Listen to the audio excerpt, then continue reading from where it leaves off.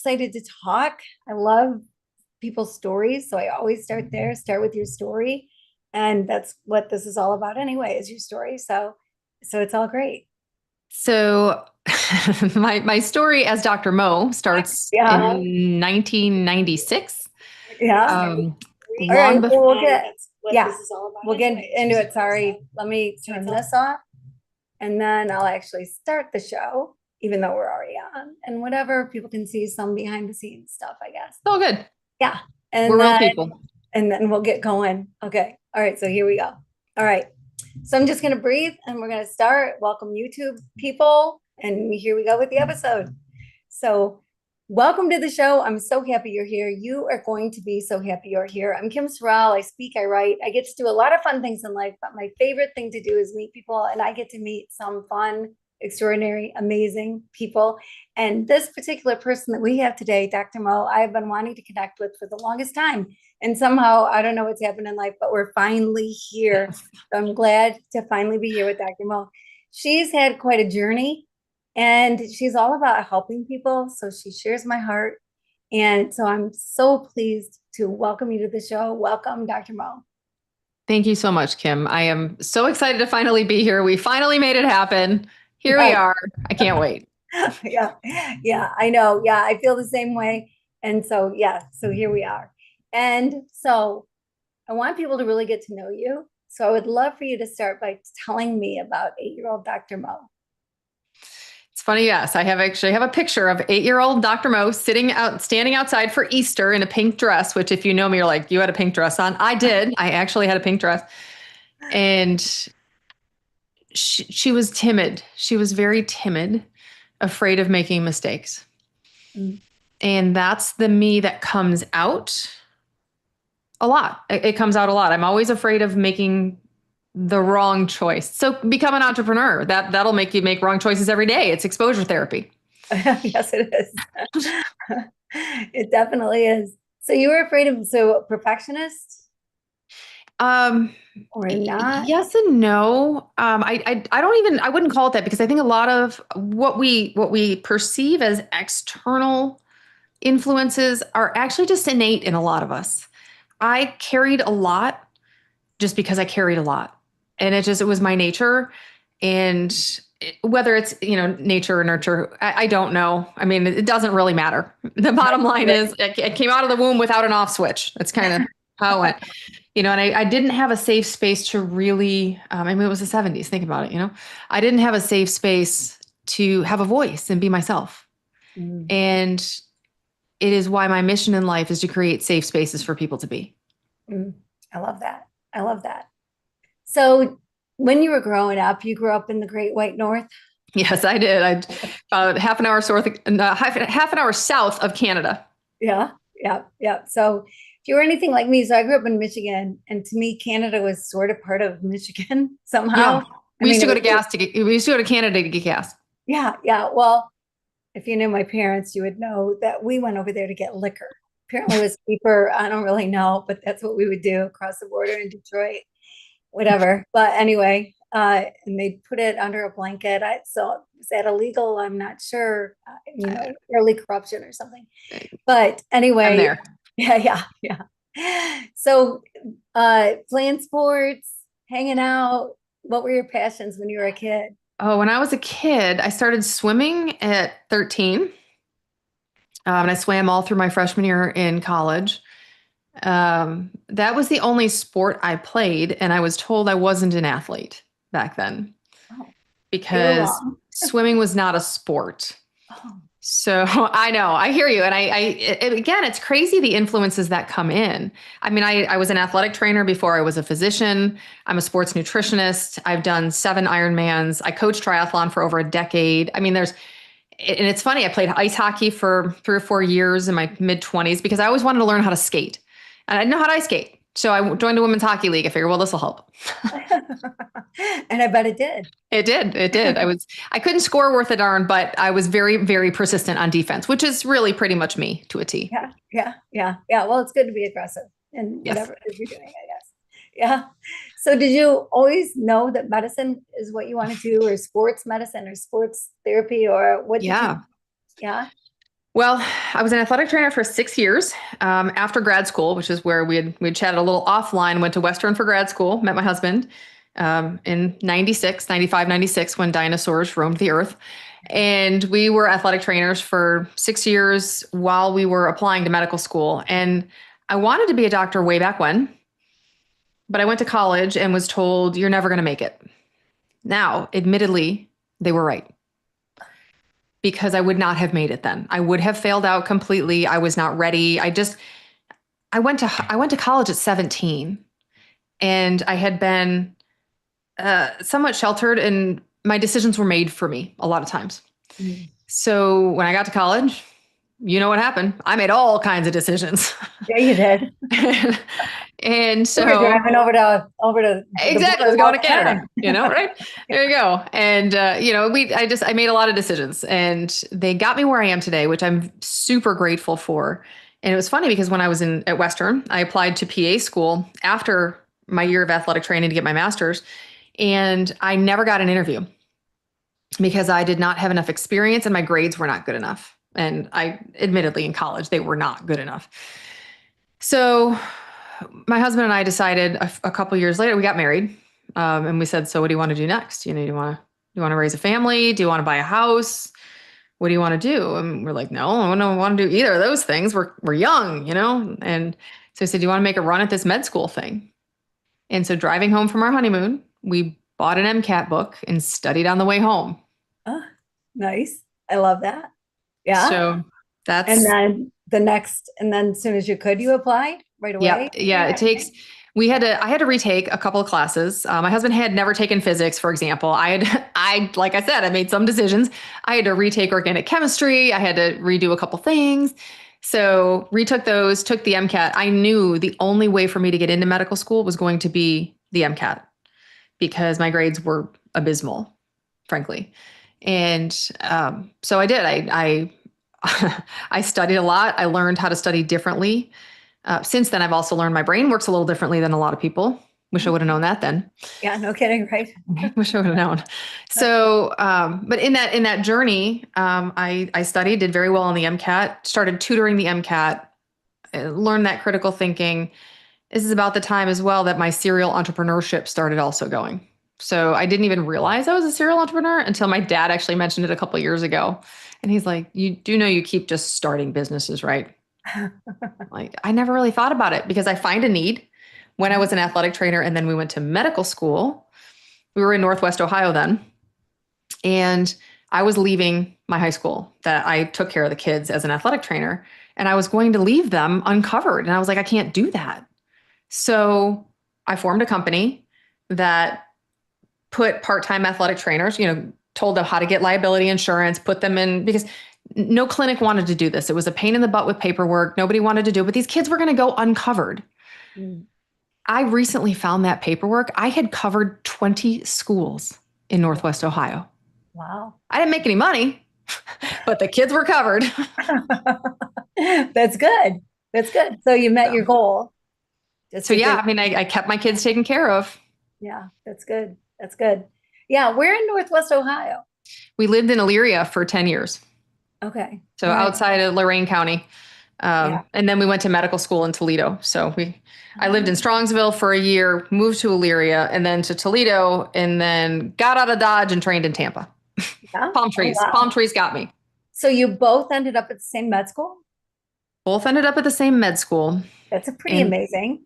Both matched in the same residency program with only 6 spots. Oh my word. Wow. Yeah. Someone was watching out for you. Yeah. 100%. That is amazing. Yeah. Wow. Because that is so unheard of. I've never heard that story before.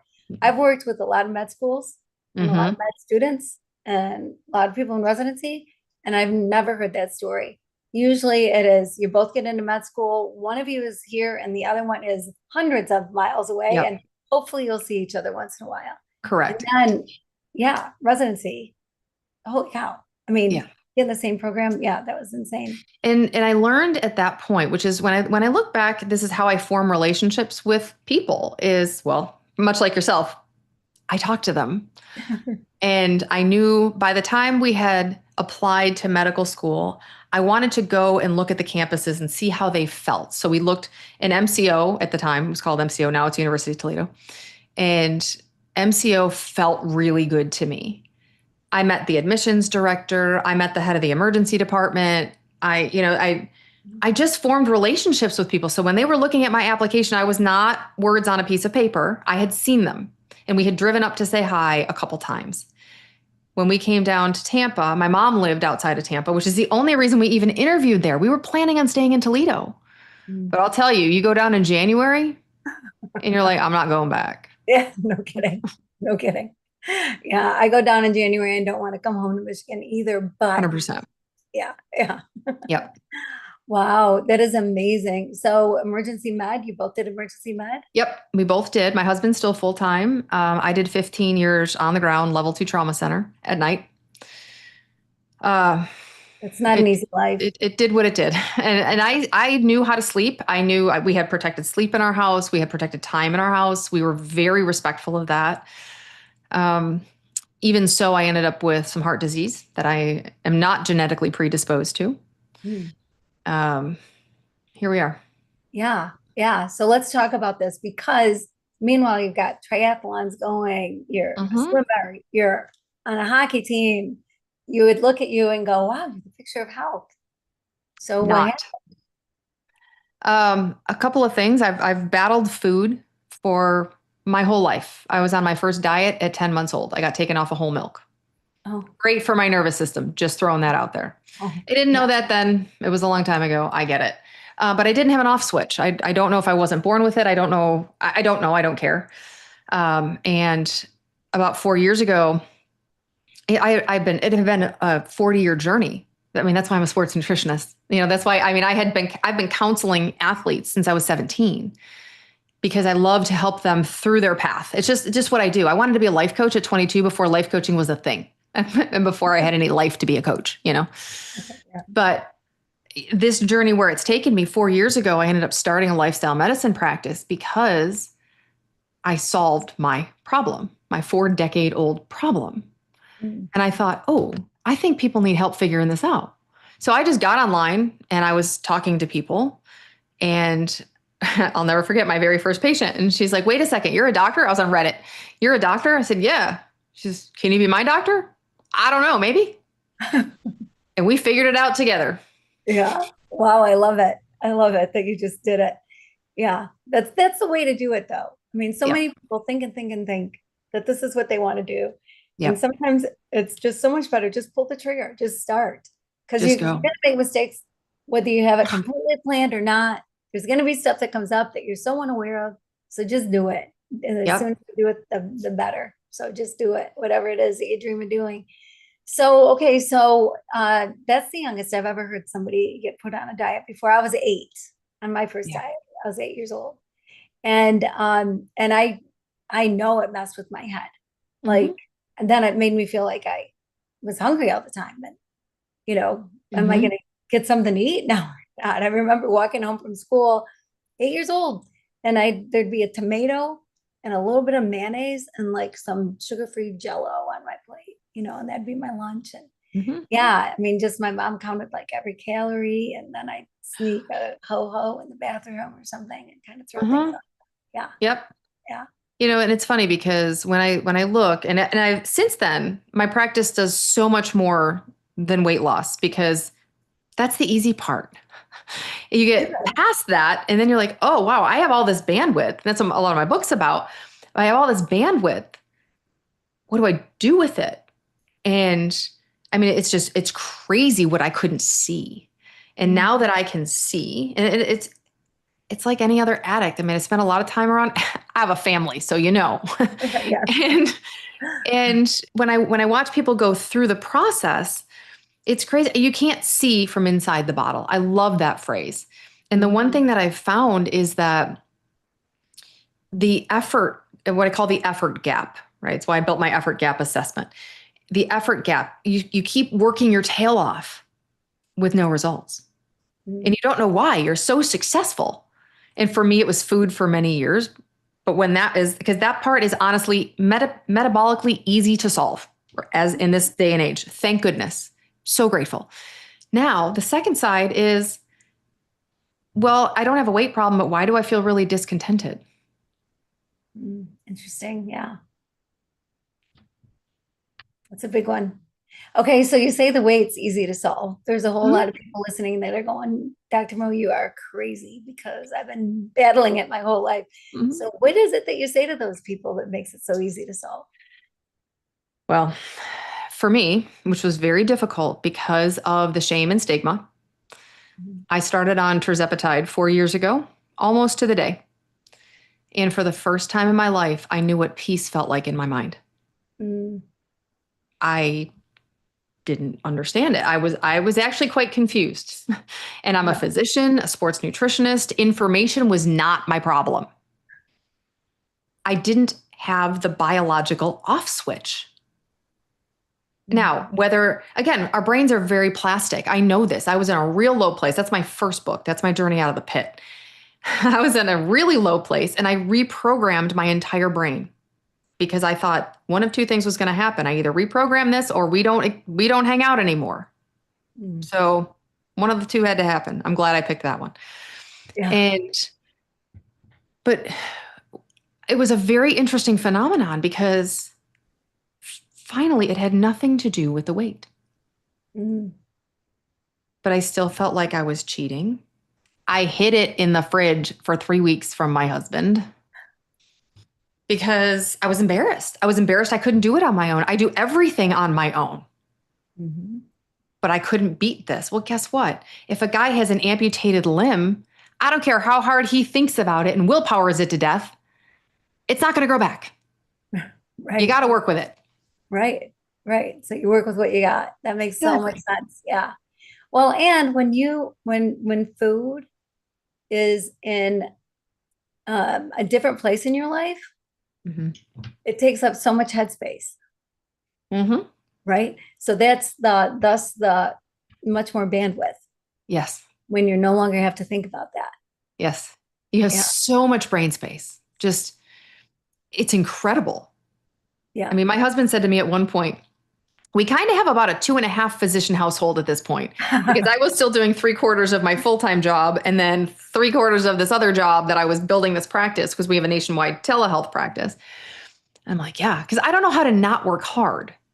But the difference is now when I work hard, I press the right levers. And that's where that effort gap assessment that I built comes in handy. Because if your listeners want it, just go to Instagram, Dr. Mo Gibbons, Moegibbons, like the monkeys. DM me Kim, and I'll send it over because it's a 90-second assessment for you to take a look at. Am I like, because the saying where your ladder's parked against the wrong wall? There's no wall. Here's the bad news. There might not even be a ladder. It's true. It's true. Crazy. Yeah, it is. It is. But yes, I mean, there are so many people that just grind and grind and grind. And it's not a lack of hard work. It's not a lack of putting in the hours, putting in the time. It's not a lack of wanting to do it all right and succeeding. But there is that gap between what is it that you're doing and your level of success. Yeah. And Right? can you feel that success? Yeah. Yeah. Because if you can't feel it, I mean, does it matter how much money, prestige, career, corner office? Does it matter if you can't feel it? And you don't feel it every day. Look, I'm human. I am so human. But you need to feel it.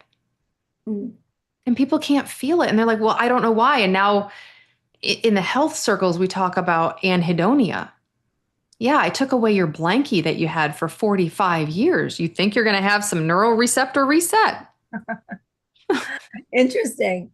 Yeah, so that's an interesting word. I thought that there was a Christmas Hallmark movie and it took place in that country. Right? Yeah, yeah. It's that little country right next to Lithuania. It's called anhedonia. Right. Exactly. I think she ended up marrying the king. I don't know. Yes, and he was a billionaire, I'm sure. He was a billionaire, but he didn't know it. And he was a lumberjack at first. Yes, absolutely. Yeah. And then the lineage, he did 23andMe and it was all over. Exactly. Yeah. Yeah. So yeah. So what is this really not a country? So the not a country, anhedonia, is when you don't find pleasure in doing things. And it happens with, from a medical standpoint, it happens when an addict no longer does drugs, for example. Mm. For those of us who, my brain knows exactly how to feel good. It usually involves chocolate and peanut butter. Okay. Or large quantities of anything, frankly. Like I'm a volume addict by trade. Sometimes not even with food. 7 Ironmans later. No, I never got addicted to exercise. It was such a bummer. Every one of those Yeah. was hard. Well, yeah, because if you're gonna get addicted to something, Gosh, right? Could that it would be not be the that? one. Yeah, no Thank kidding. you. Yeah. Yeah, no, that was never my thing. But anhedonia is really where you don't find pleasure and your days are blah. And you Mm. just, you just can't feel it. And that's really where I feel that we cannot feel that success. Mhm. I could give you a list and say, these are all the things you've done. Look at the amazing things you've done. Some people, it's depression, right? Where you look at it, you're like, I don't care what I've done. I feel like garbage. Mhm. On the back of my book, success shouldn't feel like failure. Right. Right. Yeah. So how do you overcome it? It's bad news. It's simpler than you think. Is that bad news? Is It it is good bad news news? because Yeah. if you're in my world, you don't know how to slow down. You will create chaos thinking it's necessary for growth. Mm, interesting. Yeah. Is that ADHD world? What world is that? I don't know. I have no idea. I can Um, probably have a lot of labels if you'd like. Um, I just don't get labeled on a regular basis. I kind of know my traits and yeah. I know how to manage them somewhat successfully, work at it every day. I mean, I'm in the trenches with my clients. When I'm there with you, it's only because I'm a couple steps ahead of you and we are working our butts off together. Nice. Nice.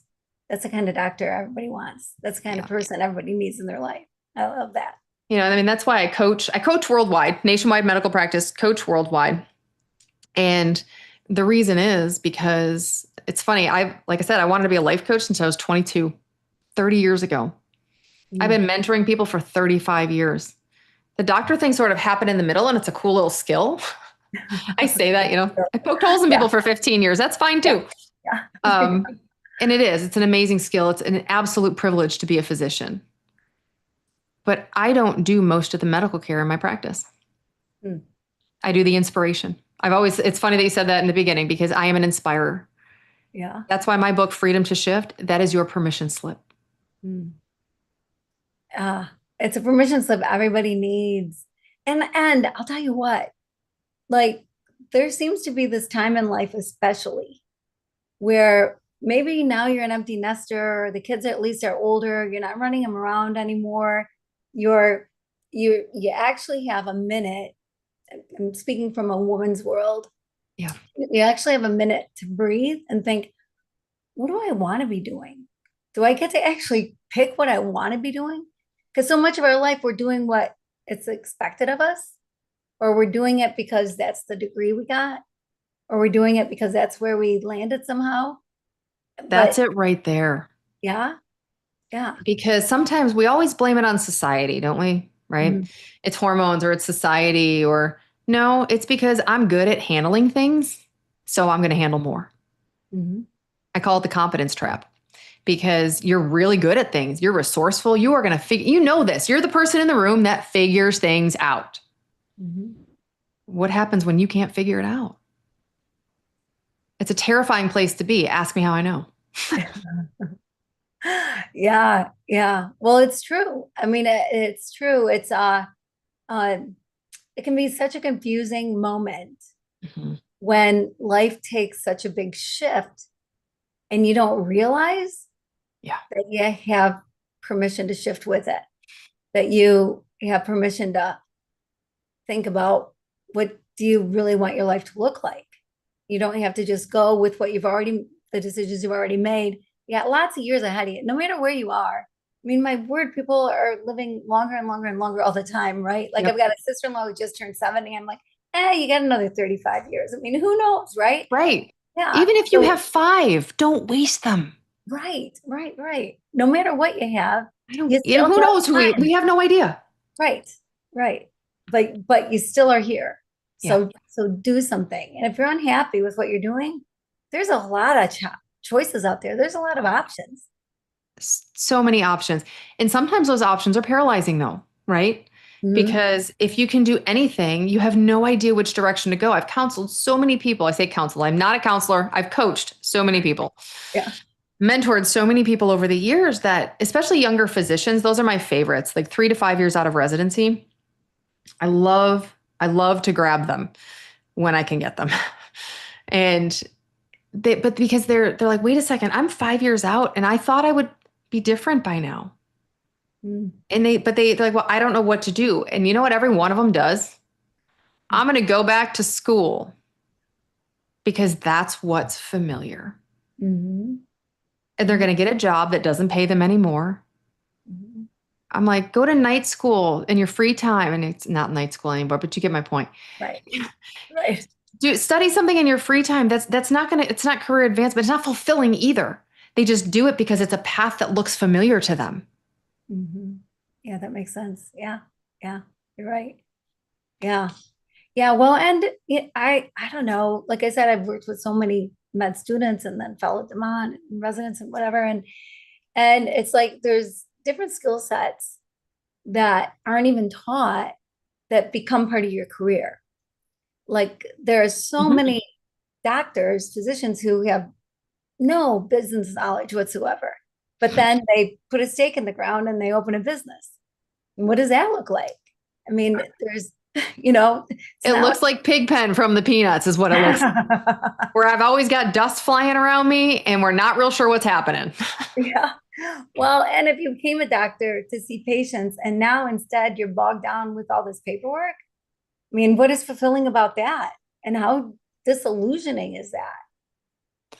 You know, it's interesting because I've gone from, and I've I've gone through this with therapists, with worksheets, with whatever. I never trust a coach that doesn't have their own coach. So I've worked on this quite a bit because that identity shift from emergency medicine in the same level 2 trauma center for 13 years.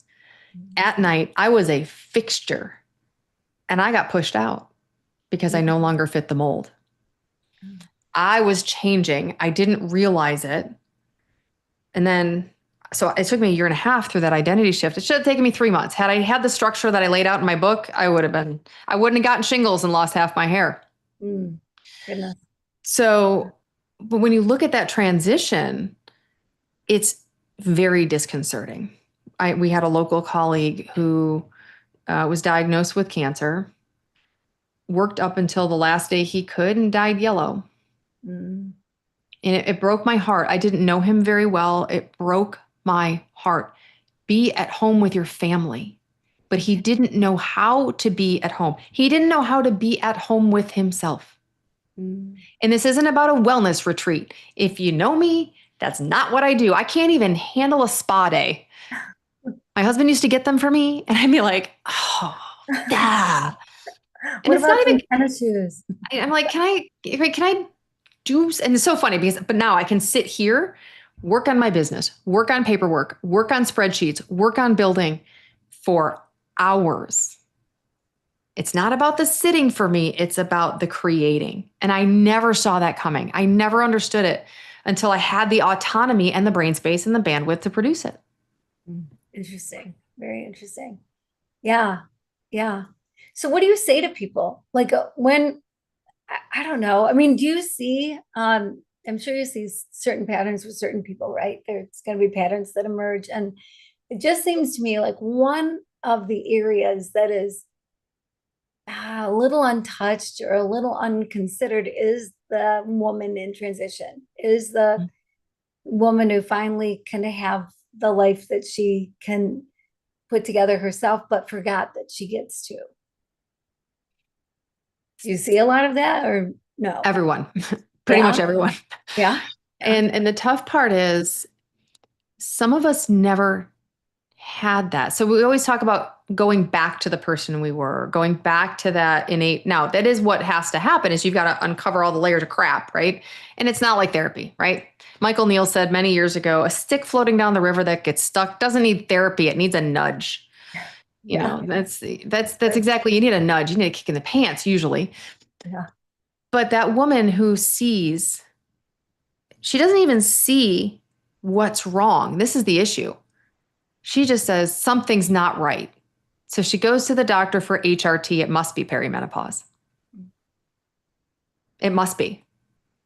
Nope. Hate to tell. I mean, granted, it may be. Don't get me wrong. As a physician, I know better. But it's not all that. It's cumulative abuse. You finally have a minute to sit. So what do? You sit and indulge because you finally can. You can finally sit. So we're not going back to that person we were. We have to create something. Mm. If you were to ask me 5 years ago what I wanted my life to look like, it took me, I guess, until about a year ago. I couldn't even envision 20 years out. I didn't know how to do it. It looked the same as it did working less shifts in the ER. Yeah. Like I don't know. I didn't know what to do with it. Yeah. Yeah. Well, it's like an epidemic. I mean, a combination of the things that we're told about ourselves, right? Things that are fed into us that we weren't born with and likely aren't even true about us. But a teacher said it, or a parent said it, or somebody said it. So or the kid poking you with his pencil sitting behind you in homeroom. Right. Told you and told you and told you. Yes. Yeah. And so you take it in and then it stays there. And then that's who you think you are. And so it's so limiting. And you just want to say, man, there's a whole world out there. Yeah. Like, holy cow.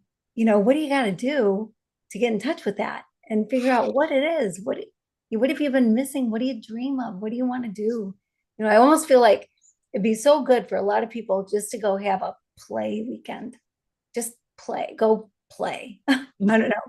Go to the park and swing or whatever. Just be free to do whatever for a couple days and kind of get back in touch with, who am I again? Who was I created to be?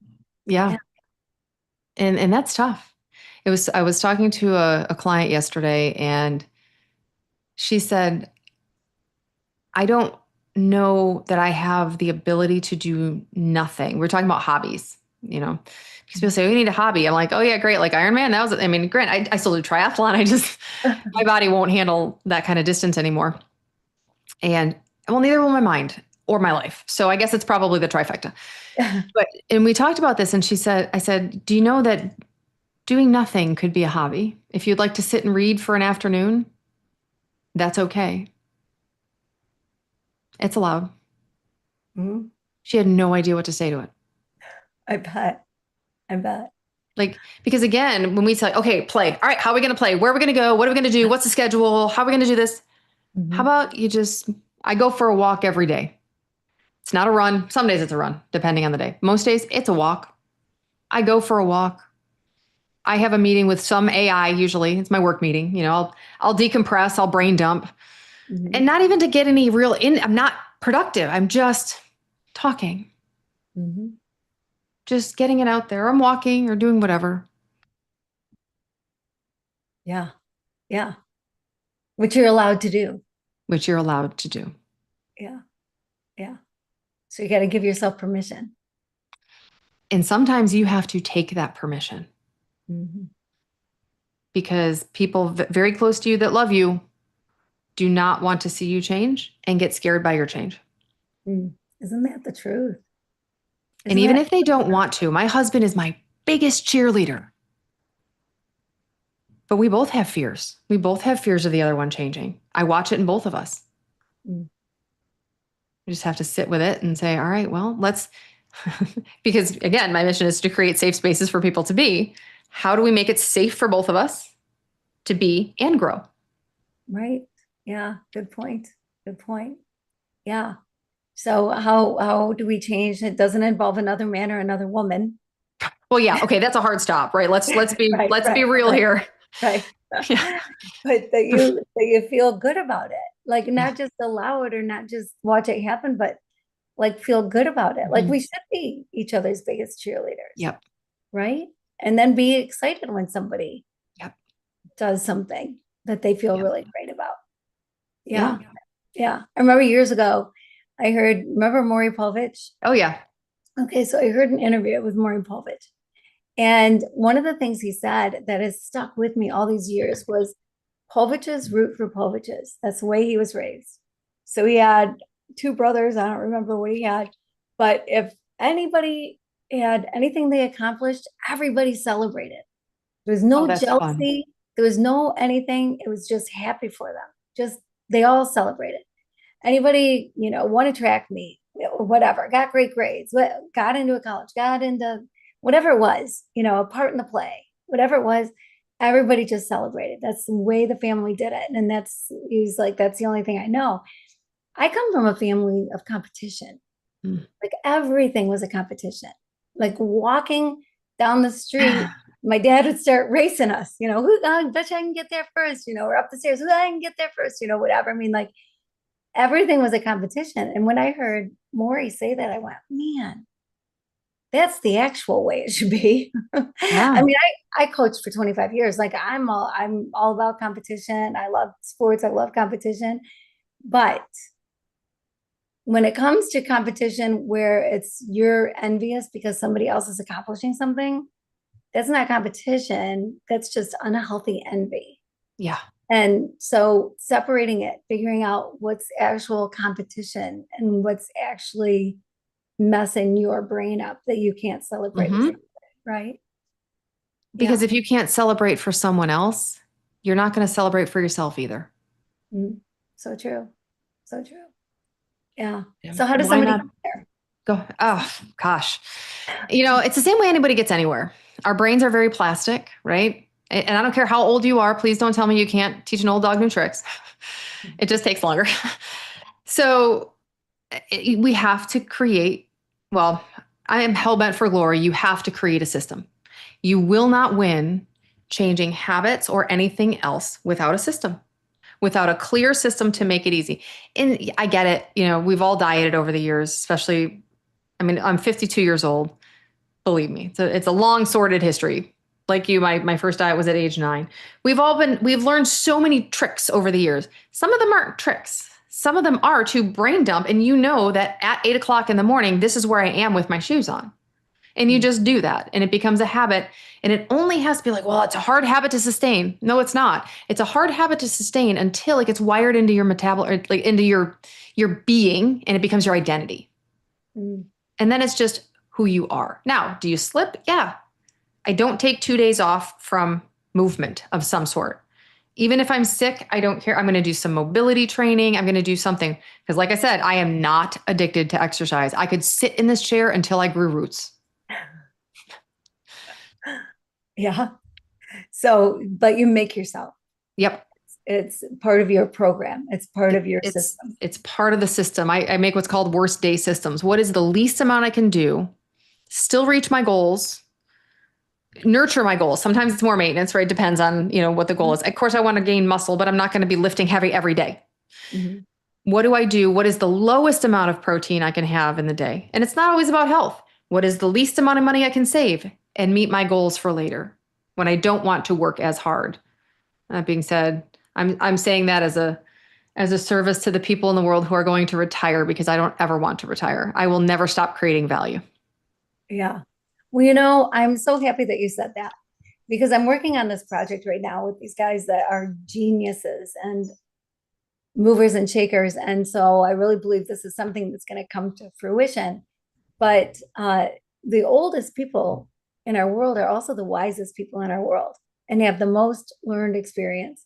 And yet we throw the word retired out there, and it's like putting an old animal out to pasture. Mm-hmm. Like I've got this friend who retired from a huge job. And then the next time he was at a gathering and somebody walked up and said, "What do you do?" And he said, "Well, I'm retired." They went, "Oh," and Yeah, walked that's it. away because there's no interest in that. And he realized quickly retirement sucked. Mm-hmm. Like he wanted to write a book. He wrote a book. He had a couple bucket list trips. He took the trips.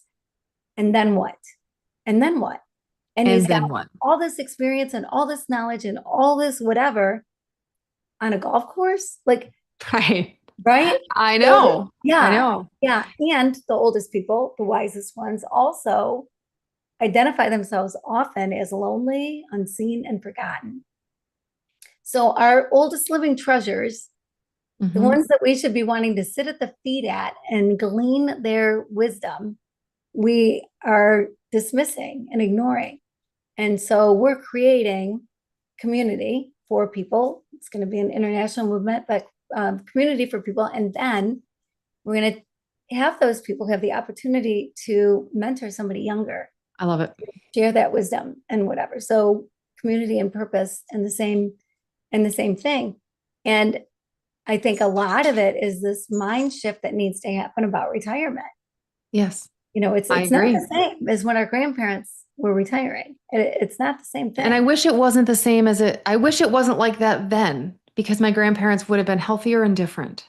Now, I Yes. loved them. I didn't want them different from that, but they would have lived longer or been Yeah. healthier or been able to share more with me or and again, I was young. We again, hindsight's 2020. But I work with older clients. I said my favorite clients are a little bit out of med school, while the other ones are the ones that when my absolute favorite client retired after a 35-year veterinary career. And she had a heck of a time because her identity, she built her clinic. She's a world-renowned specialist. Then what? Well, now Mhm. she does consulting because we walked through this journey and she sends the elevator back down. So Mhm. now she helps practices create healthier practices for both the animals and the staff. And again, think about this. If Warren Buffett had a mastermind, do you know how long that waiting list would be? Yeah. Right.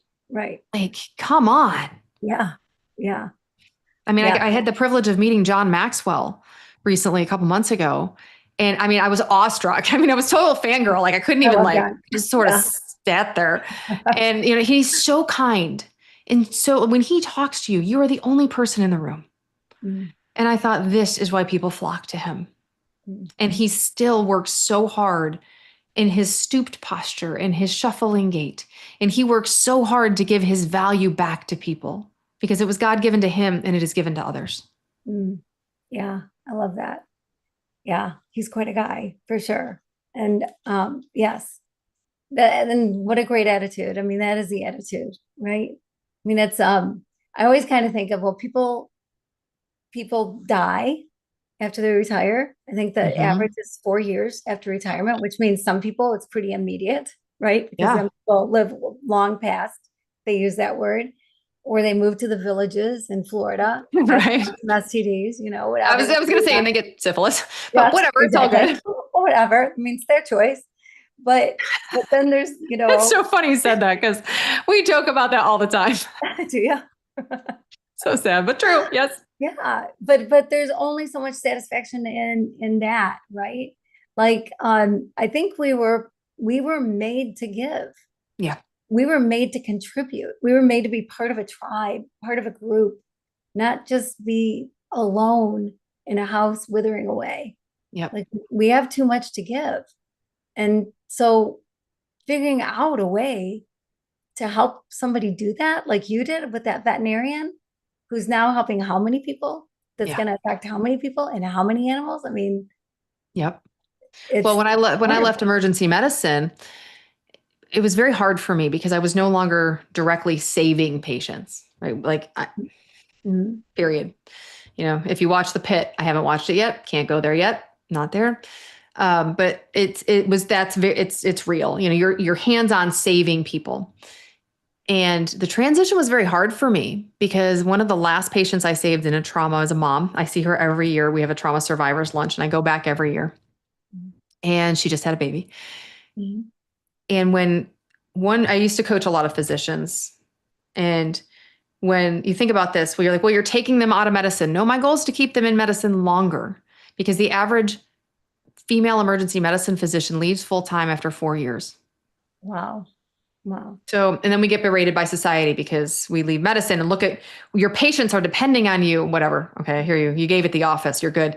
Yeah. And But you think about this, if I could save one mom a shift versus how many doctors can I save that can stay in medicine and save one doc, or one doc saves one mom a shift and then one mom a shift and then and you keep the, and it's fulfilling for them, right? Because when a patient comes in, they don't know if it's your first shift of the month or your 12th. They have no idea. All they know is they need you right now. Are you available? Yes. And you have to be mentally available. You've got to be physically available.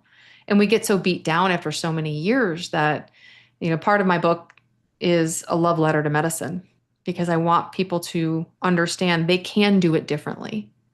Mm. Yeah, I like that a lot. Because it's our system isn't necessarily built for humanity, No, either side. No. either side. Yeah, yeah, either side. Interesting. But yeah, but it's like I have a son in residency right now, actually his last year of residency. And I have never understood you're gonna work 40 hours in a row. It's like who's good after hour number 18? Who is sharp, on point, the best. I have never understood that system. And I get you have to learn how to work tired. I get that. I totally get that. But is it really healthy for residents to? I see both sides. Yeah. I do see both sides because, say, for example, you do go into cardiovascular surgery and your surgery, you are the surgeon and your surgery lasts that long. Mm. Now, if your family practice, you don't need that.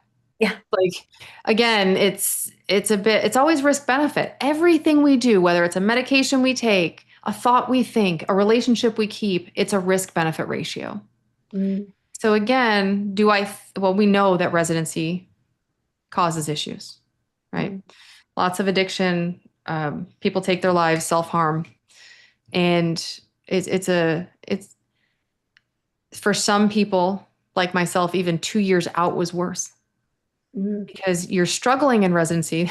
Please hold your son's hand, watch him through this, because 2 to 3 years out, you don't have your tribe anymore. You're by yourself. You're not, you're working in a group or whatever. I was in an ER with people that ended up being quite a lot of dramatic backstabbers, but I didn't know it, and you don't know when you interview. Everyone looks good when you interview. And which is fine. Like, again, because you don't know. You don't know. I came out of working 18 12s a month in residency. So what did I do when I got out? I worked 18 12s. I thought, this is a lot of money. This is great. Yeah. And that's when I hit the lowest of low. And I'm super grateful for hitting that because I also know now, I know when I flirt with that. And when my brain starts looking really ugly, I'm like, whoa, hold on a minute, back it up. Yeah. Yeah. Time to take a breather. Yeah. Yep. Yeah. Well, and of course, in residency, you don't have a choice.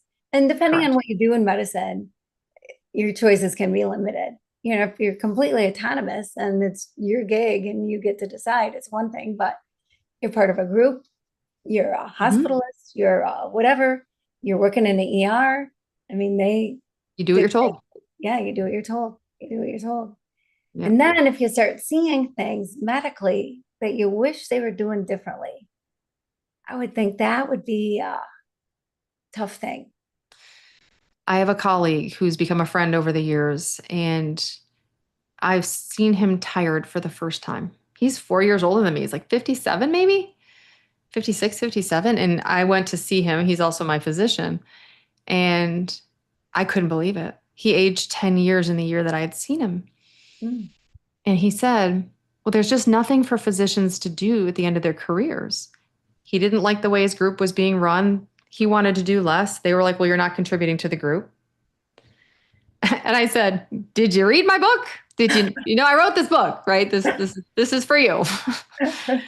And, he said, I got this idea and I got this idea. I said, it doesn't have to be that complicated. How about we keep it simple? Again, I help high performers shift when working harder stops working.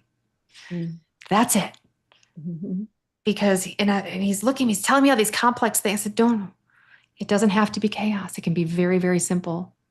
I can have you in your own little concierge practice in 48 hours if you'd like. And he's like, Now, here's the kicker. He couldn't do it. Mm.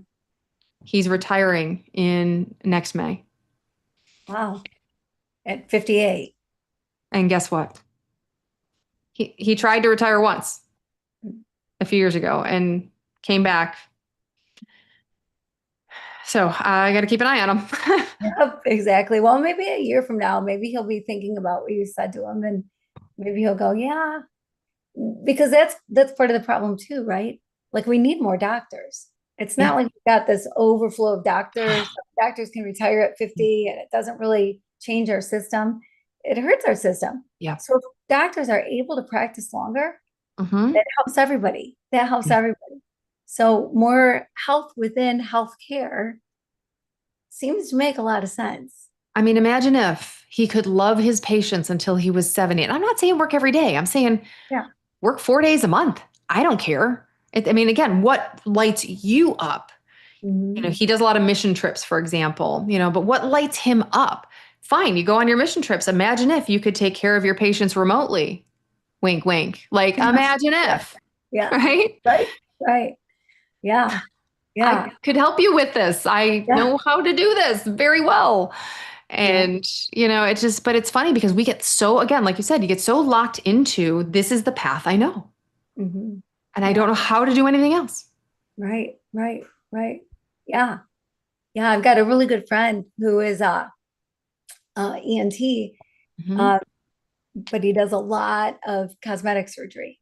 Hmm. So both medically needed and chosen surgery. And Hmm. he's very, very, very good at what he does. Very good. People come from all over. He's Hmm. excellent at what he does. And he's in his 30s. He's not very old, Baby. but he burned out. Oh. Because they kept saying, well, we're going to hire somebody else to work alongside. We're going to hire you help. We're going to hire you. Mhm. And then we're going to get somebody else to take some of the load. And so he's handling all the emergencies that come in, along with all the planned surgeries that there Mhm. are. Those pay the And bills. yeah, and he was finding himself wondering if he was really doing the top-notch job that he could be doing because he was so burned out. So he walked away. And he just said, I have to walk away right now. I can't do this. Yeah. And they said, well, your job's going to be here whenever you want to come back, take what time, but you got to come back, come back. And so he took, gosh, what did he take? Maybe 9 months off or something. And just breathed for a minute and thought about what he really wanted to do. And here he's so talented and so needed. Mhm. And yet the way the system's set up, he's also And so it's our minds, right? It's not just the system. It's that innate, what do I do? Who's going to take care, like me with my kids in the high school? I never put it together till just now. Who's going to take care of my kids when I'm gone? When I'm in med school, who's going to take care of my kids at this high school? yeah, right. But I learned then, wish I would have carried this through a little bit better with my practice. You can help get that done, and it doesn't have to be you. One of the biggest books, and that's why I keep someone else's book behind me, is Buy Back Your Time by Dan Martell, Mm-hmm. because it was such a foreign concept to me that because when you're this competent, when you're up at 3 a.m. as a resident, long before that, but we'll use that as a story. Yeah. You're up at 3 a.m. and a procedure has to be done. Guess who's doing it? I didn't know what I was doing. I had a med student holding up the instructions. Why? Because if I didn't do it, she died. Like, that's the life. That's what we were doing. Mhm. And you got it done because you'd done enough procedures that were close, blah, blah, blah. You'll figure it out. But, you're well trained. It's not like it's not like I'm YouTubing something I've never done before. But, but you think about it, the Buy Back Your Time, it's very different and it flies in the face of traditional medicine, traditional anything, education, finance. And I joke when I talk to Dan, I'm like, where were you when I needed you? And, I have the privilege that he wrote the foreword for my book. And Yeah.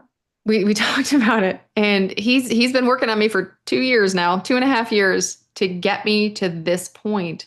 And I am finally hearing him because I call us dangerously overeducated because we're so good at doing things that we can't unlearn a lot. Mm. Here we are. Yeah. So interesting. Yeah. So true. So what do people do? What do you want? What's like the first step, the first thing? Oh, so warning, once you see, you cannot unsee. So if you do not want a better life, don't chat with me. Don't go to my site. Don't come anywhere near me because I'll tell you, I didn't want to see some of the things that I saw because I couldn't go back. I could not put the toothpaste back in the tube. So if people want to really take a look, it takes you 3 minutes. Go to, well, the easiest way to do it, just because then it gets you in with me and I get to chat. I like to chat with people. Yeah. Just go to Instagram, DM me the word Kim. I know you came from here, Kim. That way I know where you heard me. I know what we talked about. And we'll chat. That'll kick back my effort gap assessment to you. Just DM me the word Kim. It'll send you the link for that, but then it kicks you to me. There's no one else in there. It's just me. Then we start to have fun. I love it. I love it. Yeah. Well, that's fantastic. And so you look really happy. Thank you. Thank you. I've told my son or my husband recently and my son, but my husband really sees it. I feel like for the first time I'm living in my own skin. Wow. Yeah. Yeah. And it only took 52 years. Right? Med school, physical trainer. Right. Yeah. A little bit. Yeah. Ironman competitions. That's all it took. And here you got here. And finally I get there by doing less. Yeah. It's amazing. It's amazing. Where's the Yeah. justice? Where is the justice? That's a good question. Yeah. This has been so good. So You're much so fun. good. I love that you're helping people. I love the way you're helping people. I love that you're just opening people's minds and their worlds and giving them a safe, better place to be. And I also like it that you don't like the word retire. No, choose relevance over retirement. Yeah.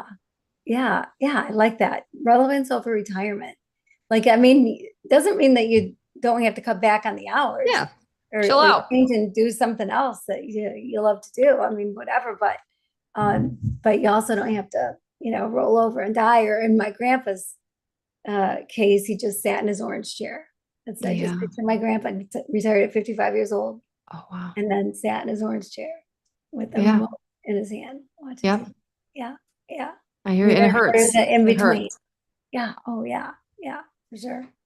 For sure. Yeah. And he was brilliant. He was such a smart man. Didn't really get to share it. That's like, man, you work all these years, you learn all this stuff, share it. Share it. Send the elevator back down. Yeah. Send the elevator back down. I love that. Yeah. Yep. This has For been sure. great. This has been so good. Thank you so Yes. much for this. I appreciate it. Thank you for Well, having me. where can people get your book? Amazon, Freedom to Shift. Last name is Gibbons, Gibbons, Like the monkey. like the monkey. Yeah. Thank you so much for being here. I so appreciate Thank you. you. Had a Yeah. great time. Yeah, me too. And thank you everybody for joining us. And if you know somebody that could use this episode, please pass it on. Please subscribe. Please send it to a friend, to somebody that could really listen and hear what was said today. And the book, holy cow, I'm telling you, the book is so good. It's going to change your life. And so whoever you send it to, it will change their life also. So send it to somebody you love. And Amazon makes it so easy. You don't have to go to the post office. All you have to do is enter their address. It goes right to them. So bless somebody, send them the book and help them out. Give them a happier place to be, a happy, safe place to be. So thank you for joining us. And until next time, I just pray that you keep your heart open and live your love loud. There we go. All right. So I'm going to end live.